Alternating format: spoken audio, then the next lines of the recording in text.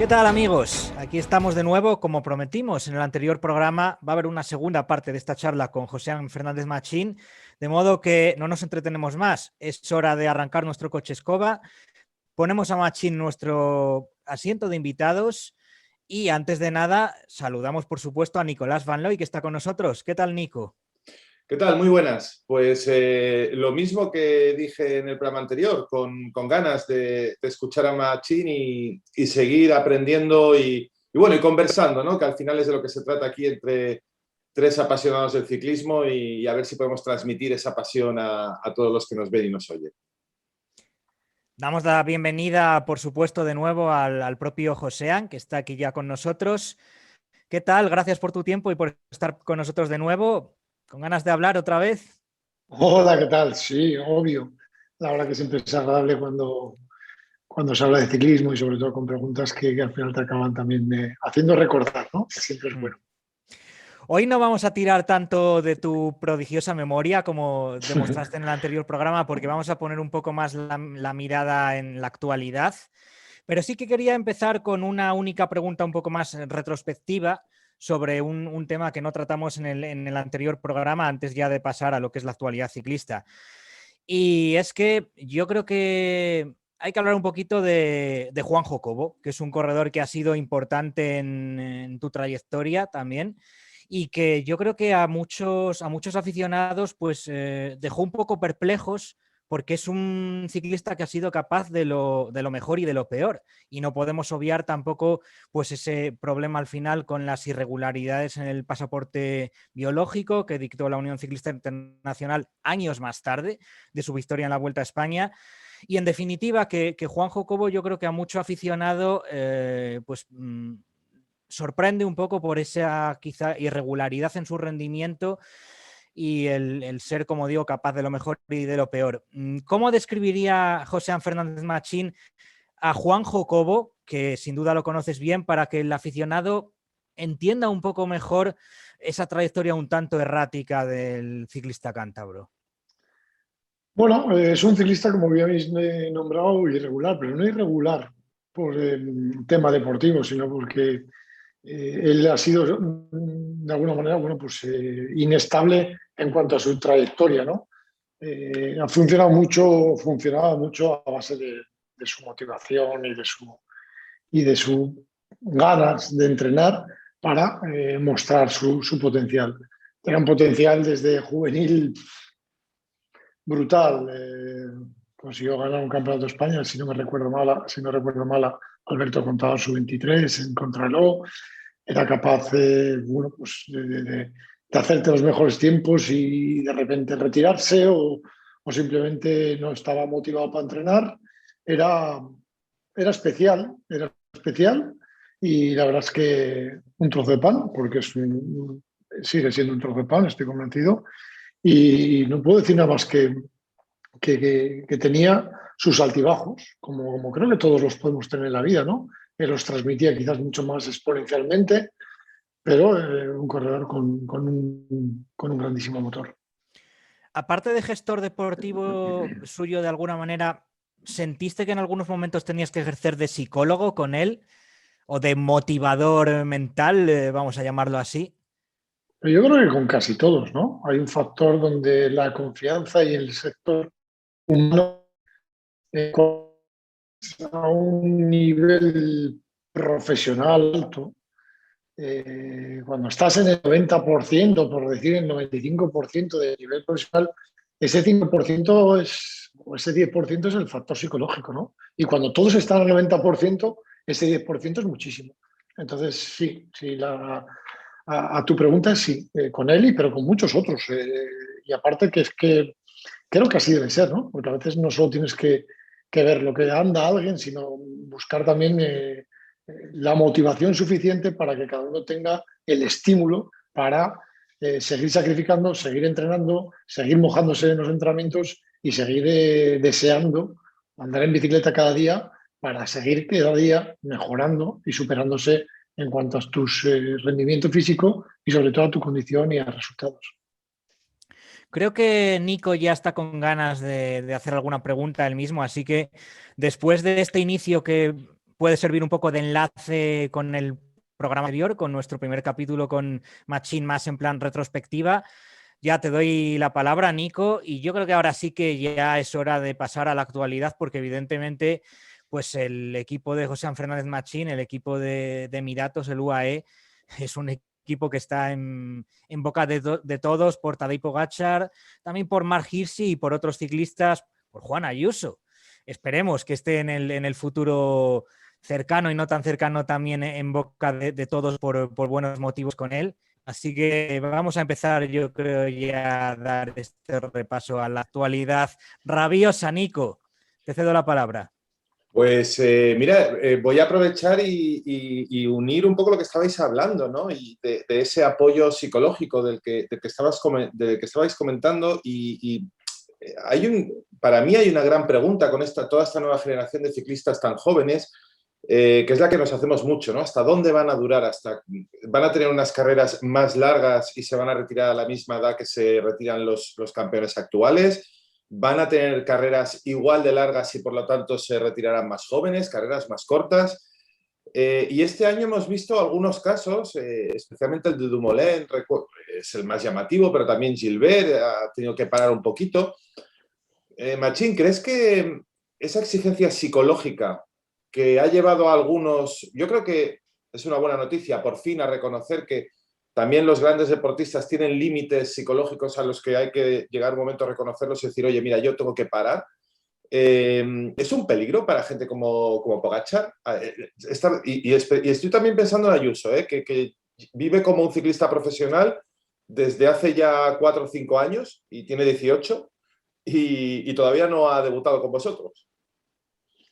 Bueno, la primera pregunta es si digamos que van a desaparecer, entre comillas, ante los ciclistas de lo que había. Yo no creo que se deba ni se puede generalizar en todos, porque cada uno va a tener un punto de vista y una situación y sobre todo una evolución absolutamente diferente, ¿no?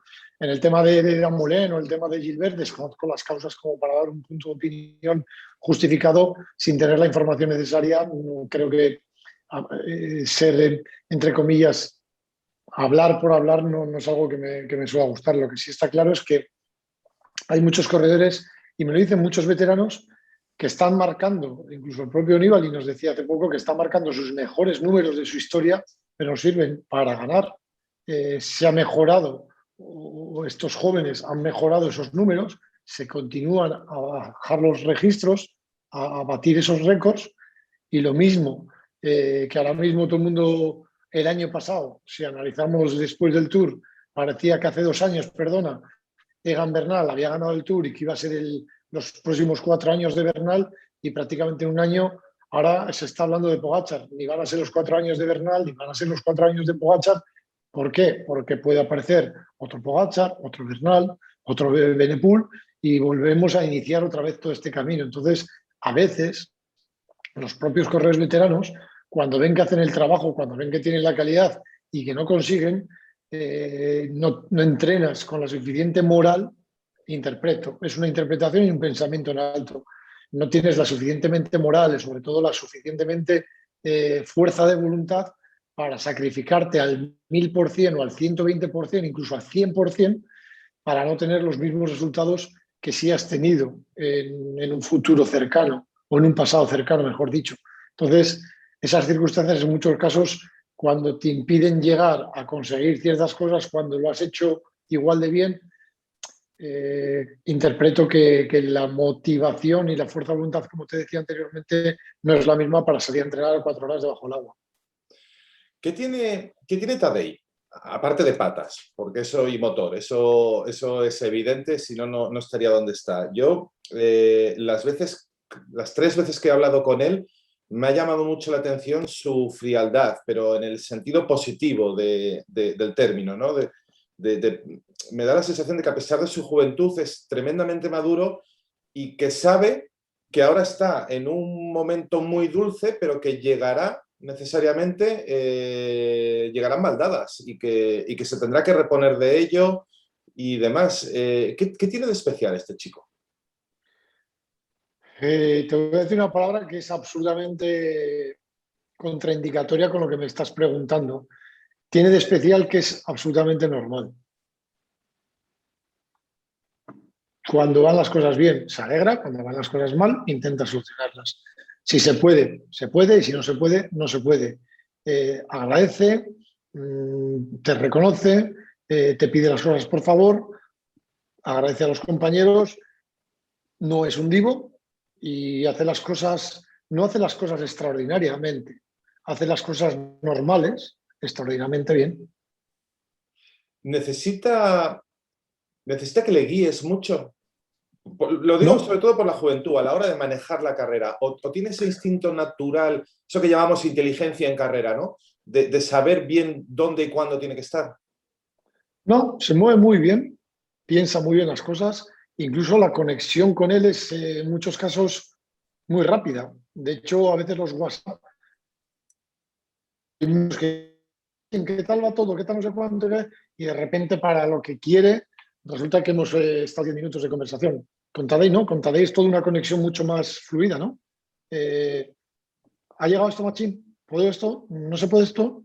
¿Hacemos esto? Sí, no, punto. O sea, es como muy fácil. O sea, la conexión es realmente muy, muy fácil de gestionar con él, porque es todo muy, como él anda la bicicleta, como él vive la vida, es todo muy fácil con él. No hay problemas, ni hay...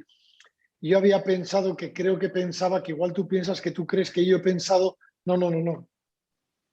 ¿Se puede esto? Sí, no, ok, vale, perfecto.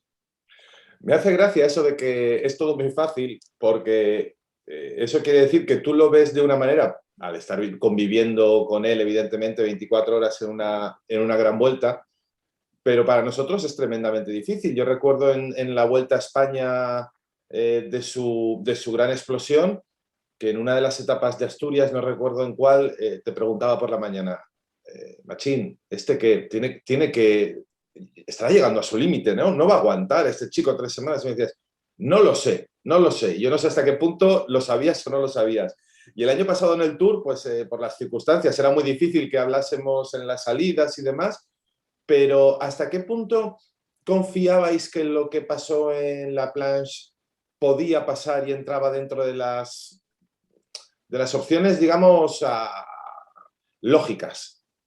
No sé si es la palabra. Mira, vamos por orden. Sí, sí, te he entendido. La primera pregunta, cuando me acuerdo perfectamente la etapa que salíamos de Asturias,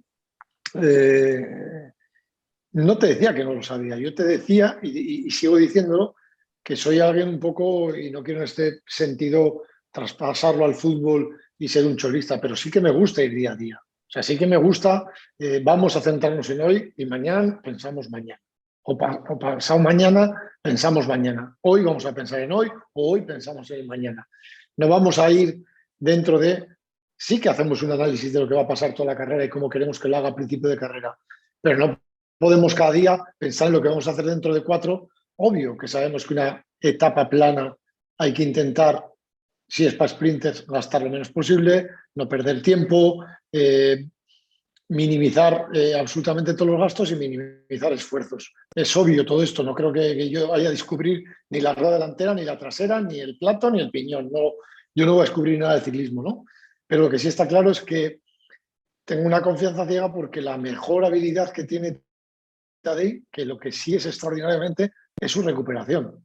Entonces, la pregunta si creíais que se podía pasar lo de Plas de Belfield, te digo, no lo teníamos controlado. Sabíamos que había que, o tenía que suceder un excelente nivel de Tadej y un no tan excelente día de Roglic. Y eso sucedió, porque tuvo un buen día Tadej, pero tampoco fue un día de los que, como ha pasado en Tirreno Adriático, que ha batido por no sé cuántos minutos el récord en la etapa que ganó en Tirreno Adriático y todos. Es que Tadej ha batido por mucho tiempo, sí, pero es que hasta el 12 ha batido el récord.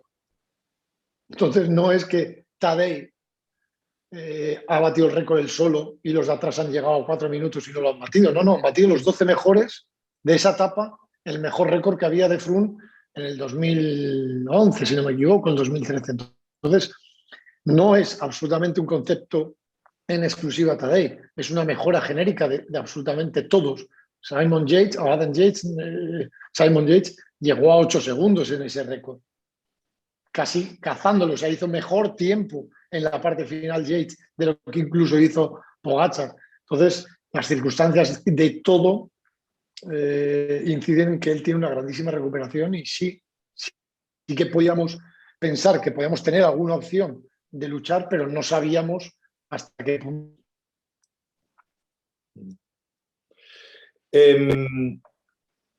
Pogačar lleva 6 de las 9 victorias que lleva el equipo en lo que va de temporada. ¿Es un problema?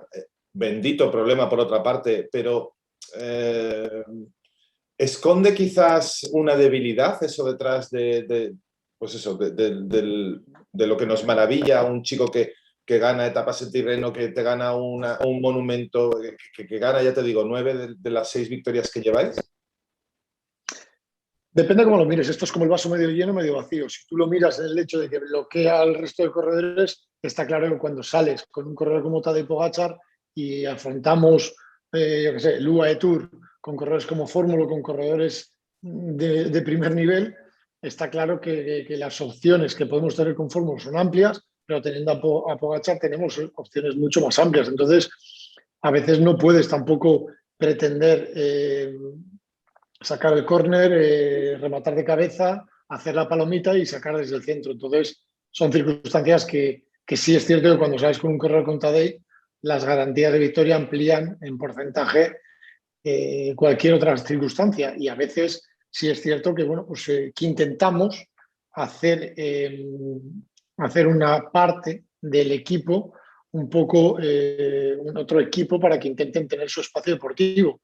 Que hay sí que tengo que reconocerte y lo reconozco y asumo también esa parte de no satisfacción absoluta, donde muchas carreras que hemos hecho, por ejemplo en Francia, en la Ardèche, en Provence, donde no hemos ido con Tadej y hemos ido con otros espadas, sí que nos ha faltado el resultado y que sí que tenemos corredores para que lo consigan y sí que nos ha faltado ese puntito para seguir sumando victorias donde otros corredores sí que tenían ese espacio deportivo. Si la pregunta es, ¿podíamos ganar con otros corredores? Pues, por ejemplo, sí estaba convencido que en la Vuelta al País Vasco, en la Itzulia, podíamos luchar por ganar con Brandon o por lo menos defender el liderato como por respeto se merece un corredor. Y además Tadej, como un buen compañero, que es un excelente compañero, estaba absolutamente más que dispuesto y además estábamos en la misma página en ese concepto, pero las circunstancias de carrera se torcieron tanto y fue tan diferente la carrera que, bueno, pues ocurrió lo que ocurrió, que para el espectador fue un espectáculo, pero para nosotros fue un mal día. Fue un mal día, pero bueno, como te he dicho muchas veces, el ciclismo no es matemáticas y lo mismo que nosotros hemos tenido grandes días como en el Tour de Francia, no hemos tenido ese gran día en la etapa de Arrate de la Itzulia y lo mismo que cuando nosotros ganamos, nos felicitaron, lo primero que hicimos fue felicitar a Roglic porque fue el mejor en aquella carrera. Pues quizá ahora es un buen momento precisamente para hablar de otros corredores del equipo y uno que evidentemente pues creo que está en mente de todos es Mark Hirschi. No solo por lo que demostró el año pasado, sino porque ha sido uno de los fichajes que más ha dado que hablar este invierno, por ser quien es deportivamente, pero también por la manera en que ocurrió. Creo que no vamos a darle muchas vueltas a la forma un tanto atípica en que ocurrió este fichaje, porque al fin y al cabo está hecho. Hay que mirar delante, hay que mirar pues deportivamente lo que puede hacer. Y yo recuerdo en una retransmisión de Eurosport unas palabras que dije sobre Mark Hirschi, que me gustaría ver a ti, Machín, cómo las interpretas o cómo las analizas, o si lo puedes ver de esa manera o consideras que son un error. Yo dije que de Mark Hirschi, un ciclista tan versátil como es y a la edad que tiene, que todavía está mucho por hacer, que su versatilidad y su capacidad de destacar en todos los terrenos es tanto su mayor virtud como puede ser su mayor problema, porque por lo menos desde el otro lado de la pantalla ahora, yo a un ciclista como Hirschi lo veo hacia dónde puede tirar, porque sube bien, es un contrarrelojista bastante aceptable, es rápido, da la sensación de que se sabe mover muy bien en carrera, de que puede correr también de forma agresiva, de que incluso en 2019 demostró que en adoquines también puede andar. ¿hacia dónde queréis llevar a Marc Hirschi o hacia dónde quiere él llevar su carrera? ¿O todavía no, ni siquiera lo sabéis ni vosotros ni él porque estáis descubriendo un poco su propio potencial? Realmente tiene razón, estoy de acuerdo en que tiene un potencial tan grande que se le puede afrontar cualquier objetivo. Es un corredor que él está enamorado de las clásicas de las Ardenas, entonces, pero realmente, como dices, si le llevas a un Blindman Tour en la zona de Wallonia y se defiende, si le llevas a Cold Stones en la zona, digamos, del Flanders también se va a defender y eso siempre es un beneficio, nunca puede ser una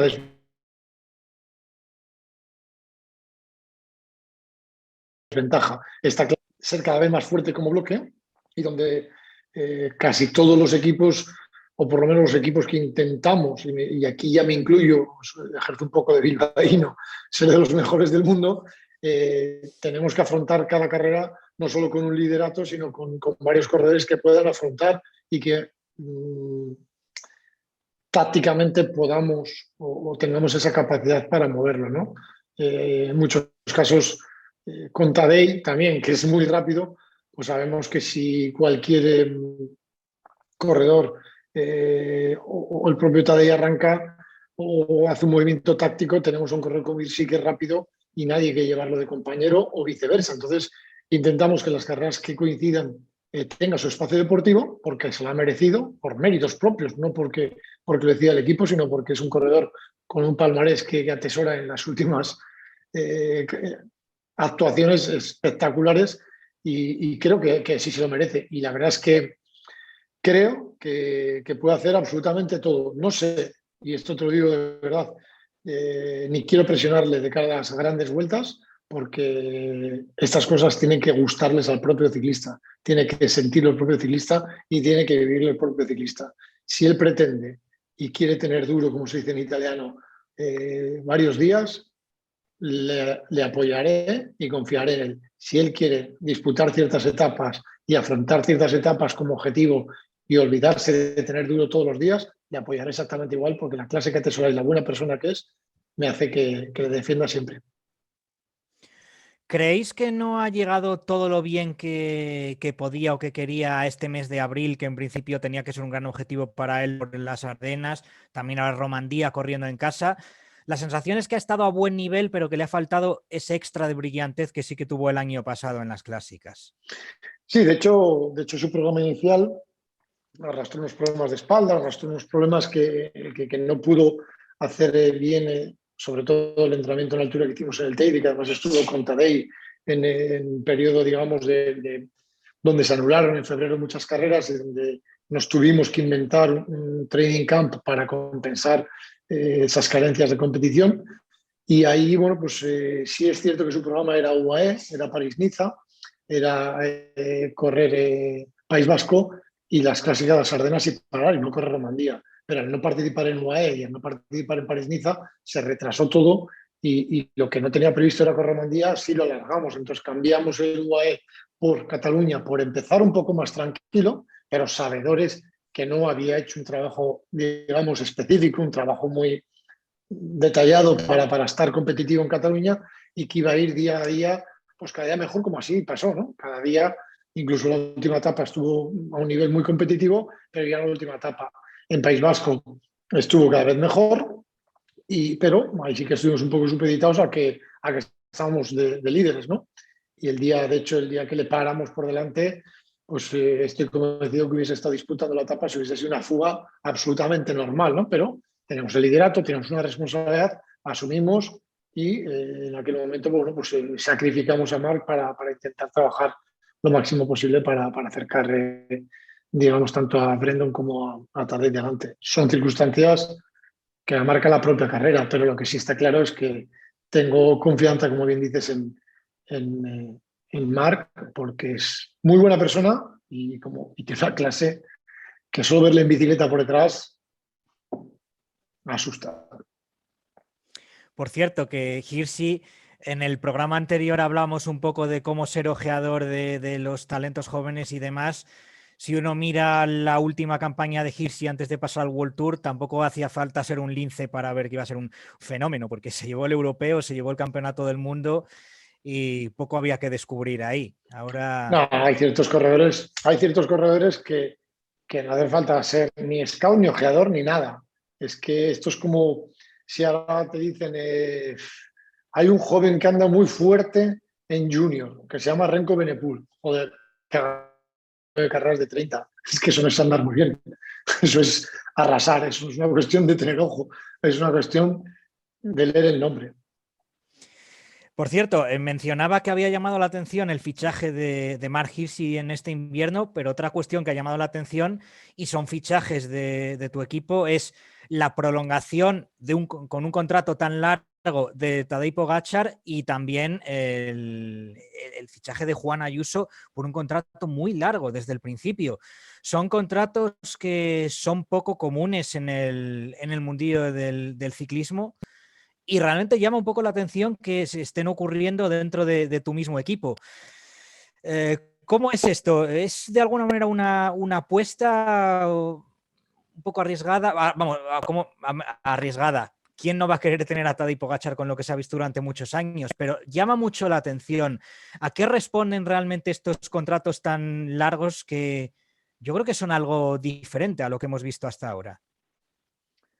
Bueno, yo lo resumiría en dos conceptos que lo vais a entender perfectamente. Uno, confianza. Indudablemente, si no tenemos confianza cuando subes a un corredor prácticamente junior a profesionales, no es verdad. Entonces, primero, confianza, Juan Ayuso. Evidentemente, ¿qué te va a contar de Tadej Pogačar, ¿no? Absolutamente confianza. Y dos, presentar el proyecto de continuidad, de futuro y de garantías. Creo que con eso te he contestado. Machín, hablando ahora de Ayuso, por contextualizar lo que te voy a preguntar, a mí hay una cosa que me molesta mucho cuando se habla de deporte y deportistas de élite, y es cuando se les tacha de egocéntricos y de prepotentes, y digo, creo que es una cualidad necesaria en el deporte de élite. Siempre digo lo mismo. Por salir un poquito de ciclismo, si Rafa Nadal sale a la cancha pensando que es peor que el jugador que tiene enfrente, pues ya ha perdido el partido con casi toda seguridad, ¿no? Me imagino que Ayuso, con lo que está ganando ahora, haberse visto ya fichado por UAE y demás, pues esa parte de egocentrismo pues se le habrá subido como es normal, e insisto, considero que puede ser bueno. A la vez, después de... porque si no va a debutar en esa carrera, por lo menos los planes sí que pasan porque esté en Donosti. Después de haber visto a Renko hacer lo que hizo hace un par de años, también corre un poco el peligro de que, como no haga algo muy espectacular, muy bueno, y ya no hablo ni siquiera de ganar, pero sí que se deje ver mucho, puedan empezar a aparecer ciertas críticas o ciertas cosas, de decir, igual no es tan bueno como Renko, igual no. ¿Cómo se puede conjugar eso cuando se habla de cómo llevar a un chaval como él a dar el salto? Bueno, sinceramente a veces las cosas de la prepotencia y las cosas de todo esto radica a veces un detalle a una persona, lo publica en redes sociales, el otro dice que sí, pero que es que además encima mató al que estaba delante, y el que le mató dice sí, pero yo resucité, y a veces se hace grande algo muy pequeño. Muchas veces te estás cambiando o simplemente vas con prisa porque te has retrasado, como yo me he retrasado en vuestra charla, y resulta que alguien te está esperando para firmar, y como tú vas tarde a firmar, resulta que ese ya te tacha de prepotente porque no estás para firmar, y lo que uno dice que es prepotente, posiblemente nadie ha especificado que simplemente tenía prisa y que le cerraba y que le quitaban posiblemente 500 o 1000 euros por firmar tarde o por no firmar. Entonces, el contexto de las cosas en muchos casos no siempre es la realidad de lo que ha sucedido. Entonces, esa prepotencia, cuando tú conoces a las personas y son trozos de panes y dices, es que es muy prepotente, es un poco, y no voy a defender el caso, ¿no? Pero yo he hablado 10 veces con Gianni Moscon, y Gianni Moscon es un trozo de pan. Ves lo que todo el mundo dice de Gianni Moscon y yo no tengo ese concepto. Que evidentemente en algún momento de tensión se ha equivocado, está claro, pero esa no es su vida en general. Porque lo que yo he hablado desde que él corría en la Zalf no es lo que todo el mundo opina de él. ese es el ejemplo claro para que no hablemos de un corredor mío y piensen que defiendo siempre a mis corredores, que lo voy a hacer, obvio, pero para que la gente interprete que no siempre, cuando alguien te contesta mal, es un signo de soberbia, de prepotencia o de falta de respeto hacia nadie. En muchos casos la gente también tiene vida y Tadej es súper disponible con todos, absolutamente con todo el mundo, y siempre se para una firma y siempre se para una foto, pero llegará un momento que no se pueda parar y le tacharán de prepotente, de arrogante, lo que sea, cuando no lo es. Pero ¿quién comete, digamos, la excentridad de exagerar las cosas en una red social y hay otro que acelera o le echa gasolina al fuego? Pues a veces se acaban tachando con palabras, bueno, pues entre comillas, que le marcan, pero que no siempre es así. Por lo menos yo lo he vivido en muchos casos y no es así. Decíamos en el programa anterior que es injusto decir, pues fulano va a ser el siguiente Alberto, el siguiente Alejandro, el siguiente Pogačar, el siguiente Roglic. Así que te lo voy a preguntar de otra manera. ¿Qué tipo de corredor, qué tenemos que esperar de Juan Ayuso? Él mismo se reconoce como un amante de las grandes vueltas. ¿Ese es el corte que tú le ves, que tú le anticipas? Bueno, hay que ser prudente con Juans por una sencilla razón, porque como te digo, soy absolutamente en contra de comparaciones de ciclistas, porque a veces siempre cuando se compara con alguien importante y cuando no superas esas expectativas, ya no te digo igualarlas, cuando no las superas o cuando de repente consigues algo. El ejemplo claro, voy a hacer un paréntesis, el ejemplo claro es cuando, para que todo el mundo lo entienda, por explicarlo, es cuando Nairo Quintana hace segundo en un Tour de Francia y al año siguiente, o hace tercero, no me acuerdo, no voy a, cuando no son correos míos o no lo he vivido, no tengo tanta memoria, sobre todo el externo, pero hace un grandísimo Tour de Francia y realmente su eslogan o lo que le impone, sea, no sé si fue en aquel momento el equipo o Colombia en general, era el eslogan de hashtag sueño amarillo. Estás diciendo que lo que no sea sueño amarillo es un fracaso, a mi modo de ver. Acaba haciendo segundo Nairo Quintana y realmente todo el mundo se queja de que no ha ganado el Tour de Francia. Puede ser que ese sueño amarillo haya ayudado, pero a veces hay que reconocer que hacer segundo en un Tour de Francia está al alcance de dedos de una mano y a veces sobran. Entonces, no se llega a valorar en muchos casos el sacrificio, el trabajo de muchos ciclistas, a veces por hacer segundo en vez de hacer primero, porque las circunstancias, y te recuerdo que salen 200 corredores, vamos a decirlo así si quieres, porque suena un poco fuerte, pero 199 pierden. Sí. Pero la aún verdad así, es que visto es que desde ese al final punto de vista. no me has contestado. ¿Qué tipo de corredor? Ya no quiero Perdona, ni que me lo compares. sí. ¿Qué corte de corredor es? A ver, ese tema que había hecho un paréntesis y me para en el paréntesis, es cierto, y no te acabo de contestar. Ayuso es un corredor que tiene una cabeza amueblada. Estoy en desacuerdo con lo que has dicho anteriormente, que vive con un profesional. Juan Ayuso no ha hecho más de 15 horas semanales cuando era junior. 14, 15 horas no ha pasado porque además en su segundo año lo hemos controlado nosotros y le hemos prohibido ni hacer altura, ni vivir con un profesional, ni hacer más de 15 horas, ni tener, digamos, nada en ese aspecto. Se ha hecho una posición para que vaya biomecánicamente bien, sí hemos hecho test de esfuerzo para saber los valores y tener una base, digamos, de umbral y de dónde parte su vatio kilo, pero por tener datos y por tener información, pero en ningún momento ha vivido como un profesional ni ha ejecutado. Que él piense profesionalmente, que él sea súper sacrificado, que él haga las cosas de manera profesional, si tú le dices que hay que hacer una subida, él la hace a pies juntillas, pero te puedo garantizar que no ha hecho ninguna semana más de 15 horas de junior. Y a lo que puede llegar a ser es un escalador rápido, bastante rápido, que se defiende y que hace buenas cronos. Y todos una visión de carrera. Es un corredor que ¿Puedes para grandes vueltas? Para ver grandes vueltas, él no corrió más de 6 días nunca. Entonces, no decir que un corredor de 18 años va a ser un corredor a grandes vueltas. Vamos a ver la recuperación que tiene durante muchos días para saber si puede afrontar 3 semanas de competición. Pero decir ahora mismo que puede ser un corredor de 3 grandes vueltas cuando no ha corrido más de 6 días es como si te diría yo si soy buen piloto de Fórmula 1 y no he montado todavía en un coche de Fórmula 1. Tenemos que, la perspectiva de Juan Ayuso es muy buena, la confianza en él es absoluta, pero tenemos que mantener esa confianza, pero ir con los pies puestos en el suelo y sabedores que lo que hemos hecho con Juan Ayuso, y yo lo he hablado mucho y hablo muy a menudo con él, prácticamente todas las semanas, varias veces, es darle una continuidad a que continúe con su concepto de ganador, que continúe con sus expectativas de ganador.